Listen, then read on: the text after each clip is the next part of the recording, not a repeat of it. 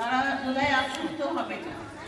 আমি সেই দিকে আলোকপাত করে বলছি যে দাগ এটা একটা সামাজিক ব্যাধি, অন্যান্য ব্যাধির মতো। এটা চিকিৎসার দ্বারা, কাউন্সিলিংয়ের দ্বারা এবং ভালোবাসার দ্বারা, সহমর্মিতার দ্বারা সুস্থ হওয়া যায় এবং সুস্থ হয়ে স্বাভাবিক জীবনযাপন করতে পারে, আবার তারা রোজগার করতে পারে এবং ফ্যামিলিও করতে পারে।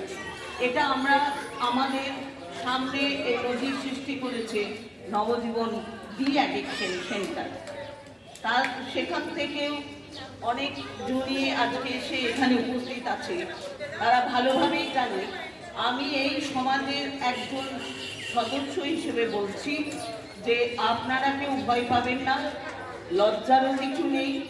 যাদের বাড়িতে নেশা করছে তারা সরাসরি ড্রাগ অ্যাডিকশন সেন্টার যেটি আছে নবজীবন, সেই নবজীবনের সেন্টারের মালিকের সঙ্গে বা কর্ণধারের সঙ্গে যোগাযোগ করুন এবং নিজেদের বাড়ির যারা নেশা করছে তাদেরকে সুস্থ করে তুলুন। সেই দিকে আমরা আপনাদের দৃষ্টি দেওয়ার জন্য আমরা একটি ছোট্ট 20 মিনিটের পথনাটিকা করে আপনাদের দেখাচ্ছি। এটা নাটক নয়, স্টেজ নেই, কিন্তু আপনাদের সামনে আমরা যেটা করছি সেটা হচ্ছে পথনাটিকা। এই পথনাটিকার নাম হচ্ছে ড্রাগ একটি মাদক ব্যাধি। নাট্যরূপ ও নির্দেশনা মিনতি দাসগিরি, প্রযোজনা খসড়া ও শ্রদ্ধা ইন্দ্রিয়, চরিত্রায়নে দেবু রানার বাবা উদয় মণ্ডল, দীপ্তি নমস্কার, দীপ্তি রানার মা রূপালী মিত্র। নমস্কার, আমি প্রতিবেশী মহিলা এবং হোসলার সদস্য মিনতি দাসগিরি। আপনাদের সকলকে শ্রদ্ধা নমস্কার জানাই। রানা দীপ্তির ছেলে রাজেশ,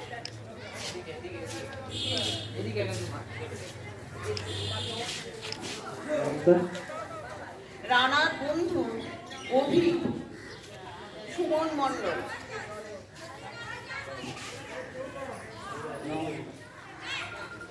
নবজীবন সেন্টারের পরিচালক দেবাশিস ঘোষ, নমস্কার, আবহ সঙ্গীত খসড়া এবং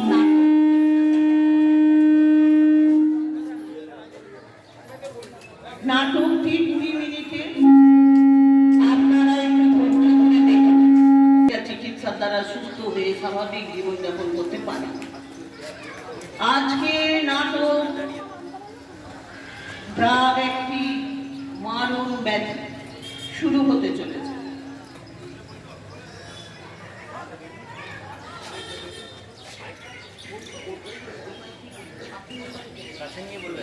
খোকা, খোকা, ও খোকা, কোথায় গেলি রে? কখন ফিরলি? খাওয়া দাওয়া করে একটু পড়তে বস বাবা, সামনে পরীক্ষা। আমার তো খুব ভয় করছে। প্রিপারেশন কত দূর হলো?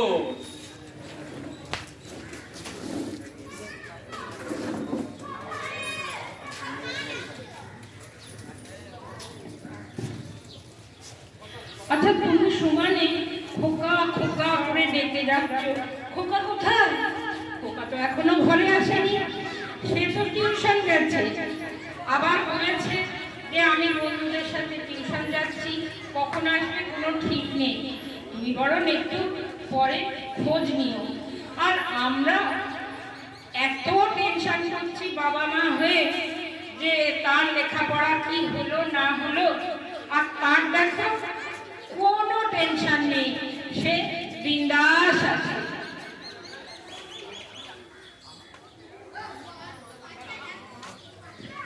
আমি তোমারই প্রতিবেশী দীপ্তি, আমি হোসলার সদস্য। আমি বাইরে থেকে তোমার সব কথা শুনলাম। তোমার ছেলে রানা ঠিক সময়ে বাড়ি ফিরছে না, এ তো ঠিক কথা নয়। সময়ে ছেলে বাড়ি ফিরবে, খাওয়া দাওয়া স্নান সেরে সে রেস্ট নেবে, সামনে তার পরীক্ষার জন্য প্রস্তুতি নিতে হবে, আর সে কিনা বাড়ি ফিরছে না, এ তো ভাববার বিষয়। আমি বলি তুমি একটু ওদের টিউশনের শিক্ষক মশাইয়ের কাছে খবর নাও, উনি কখন তোমার ছেলেকে টিউশনি থেকে ছুটি দেন। ঠিক সময়ে বাড়ি ফিরবে না ছেলে, এটা তো ভালো কথা নয়।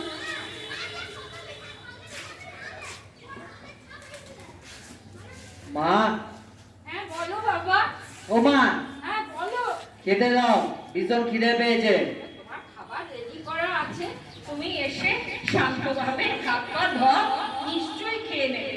এসো বাবা মা। তাড়াতাড়ি খেতে দাও, খেতে দিতে বলছি, শুনতে পাচ্ছ না? তুমি তো আমার কথা বুঝতে পারছো না, আমি তো খেতে দিয়ে রেখেছি। এসো এসো।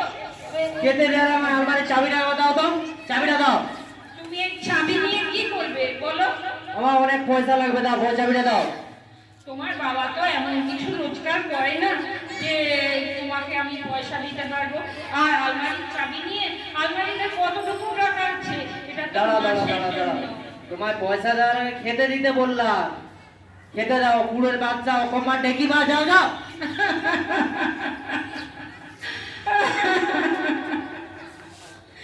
কি মানুষ করছি ছেলেকে আমার, যে ছেলে মায়ের গায়ে হাত দেয়। আমি বলছি তোকে খেতে দিয়ে রেখেছি, সে খাবে না টাকা নেবে, তার শেষ নেই আবদারের। রানা, রানা, বাড়িতে আছিস? হ্যাঁ বাবা বলো তো। আসছিস কেন? আর কি করবো, ছেলে গায়ে হাত তুলছে।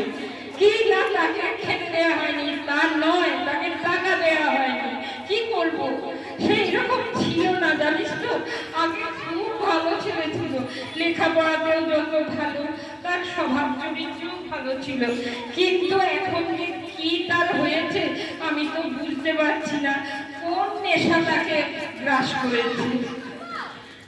হ্যাঁ রে বাবা, তুই ছেলেকে আমার দেখেছিস? রানাকে ওর সাথে রাস্তায় দেখা হয়েছিল? হ্যাঁ না, আমি তো যখন রাস্তায় এলাম তখন তো রানাকে দেখলাম না। তাহলে ও বোধহয় এখন থেকে চলে গেছে। কি বলছিস? থেকের নাম তো এই প্রথম শুনছি বাবা। আমরা তো জানি না থেকে কি হয়, কি করে, কেন যায় ও থেকে এত। ঠিক হচ্ছে কাকিমা, যেখানে সব ছেলেরা একসাথে বসে গাঁজা, মদ, বিড়ি, সিগারেট, আফিম আরও কী সব নানা রকমের নেশা করেন, এবং এইসব নেশা করার পর তাদের মনের মধ্যে একটা উন্মাদনার সৃষ্টি হয়, তখন তারা বাড়িতে এসে টাকা পয়সা চায় এবং তার ফলে চিৎকার চেঁচামেচি শুরু করে দেয়। হ্যাঁ করলে কি হলো? সে ছেলেটা আমার কত ভালো ছিল, এখন যে কেন এরকম হয়ে যাচ্ছে, কোন দিকে যাচ্ছে তার মন আমি বুঝতে পারছি না। ভগবান যে আমার কি লিখেছে জানি না। ওকে সুস্থ না করলে কি করব?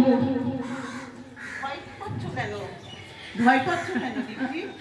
ভয়ের কোনো কারণ নেই। তোমার চিন্তার কোনো কারণ নেই।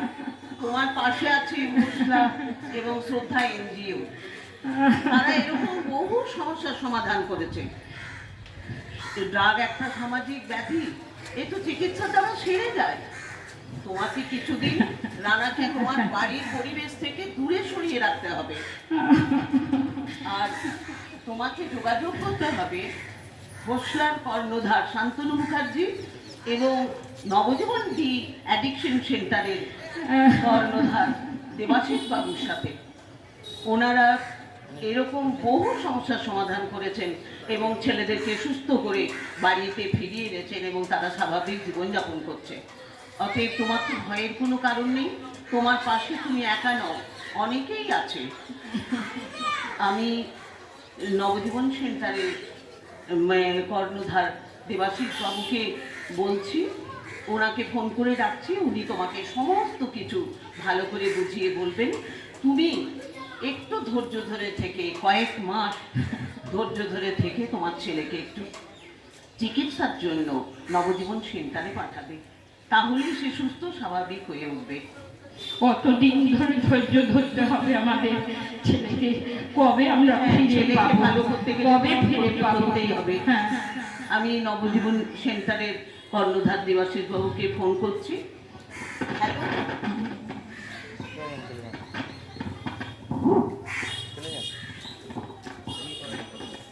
হ্যালো, দেবাশিস বাবু আছেন? দেবাশিস বাবু, আপনি একটু দীপ্তির বাড়িতে আসবেন তো? দীপ্তিকে একটু ভালো ভালো করে বুঝিয়ে বলতে হবে।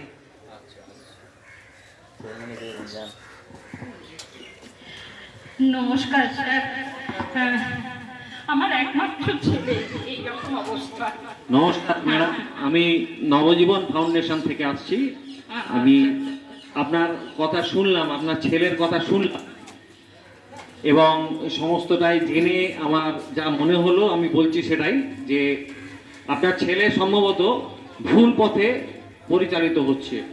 ওর এখন দরকার উপযুক্ত চিকিৎসা এবং একটা অভ্যাস তৈরি করা, যেটি করতে পারে একমাত্র নবজীবন ফাউন্ডেশন বলে একটি সংস্থা। এই সংস্থাটির নাম আপনারা হয়তো শুনে থাকবেন। আপনাকে যে কাজটি করতে হবে সেটি হলো একটি কিছুদিনের জন্য আপনাদের ছেলেকে ওই নবজীবন ফাউন্ডেশনে পাঠাতে হবে এবং সেখানে অভ্যাস তৈরি করে, যারা ওরা কাউন্সিলিংয়ের মাধ্যমে এবং তাদের সুচিকিৎসার মাধ্যমে বিভিন্ন ছেলেদের এই ড্রাগ থেকে বের করে আনে, ড্রাগের নেশা থেকে মুক্ত করে আনে। তো আপনাদেরও কিছুদিনের জন্য ছেলেকে পাঠাতে হবে, কিছু ডোনেশনের জন্য ডোনেশন আপনাদের দিতে হবে, তাহলে দেখবেন আপনাদের ছেলে আবার স্বাভাবিক জীবনে ফিরে আসবে এবং আপনাদের সাথে আনন্দে জীবন কাটাতে পারবে। আমাদের ছেলে আবার আগের মতো একদম, হবে। আপনারা একদম চিন্তা করবেন না। আপনারা, আমি যেটা বলছি আপনারা একটু চেষ্টা করুন সেটা মানতে। এই রকম ধরনের বহু ফ্যামিলি তাদের ছেলেদেরকে ফিরে পেয়েছে, এই নেশা মুক্ত হয়ে পুরনো জীবন থেকে তারা আবার ফিরে এসেছে। তাই আপনারা ভরসা রাখুন। এছাড়া হসলা এবং শ্রদ্ধা তো আছেই, তারা তো প্রতিনিয়ত চেষ্টা করে আসলে যাচ্ছে। ওর বাবা তো খুব অসুস্থ, তা কিন্তু তারা যদি এই সুস্থ প্রতিনিয়ত- না হয় ভালো একদম হবে হবে। তো। আপনি চেষ্টা করুন। আমরা বলছি যেটা হসলা এবং শ্রদ্ধা প্রতিনিয়ত চেষ্টা করে যাচ্ছে ক্যারিয়ার কাউন্সিলিং এর মাধ্যমে এই সমস্ত সেন্টার যেটা আছে, যে সমস্ত নেশা কেন্দ্র ছেলে মেয়েরা আছে তাদেরকে বেরিয়ে আনা। তারা যে অন্ধকার জগতে ছিল সেই অন্ধকার জগৎ থেকে আলোর জগতে ফিরিয়ে আনার চেষ্টা করছে এবং আপনি আশা রাখুন এই ধরনের কাজগুলি যদি করা হয়, আপনি যেটা করছেন অবশ্যই আপনাদের জয় হবেই। জয় আপনাদের সুনিশ্চিত, আপনি বিশ্বাস রাখুন আপনাদের জয় হবে। We shall We shall overcome, we shall overcome, we shall overcome someday. Oh, deep in my heart, I do believe we shall overcome someday. We shall overcome, we shall overcome, we shall overcome someday. Oh, deep in my heart, I do believe we shall overcome someday. আমরা করব জয়, আমরা করব জয়, আমরা করব জয় নিশ্চয়। আমাদের বুকের গভীরে আছে প্রত্যয়, আমরা করব জয় নিশ্চয়। নমস্কার। অনেক অনেক ধন্যবাদ আজকে আপনাদের সকলকে। আমাদের এই নাটকের এখানেই শেষ। অসংখ্য ধন্যবাদ, আপনারা ধৈর্য ধরে বসে দেখেছেন।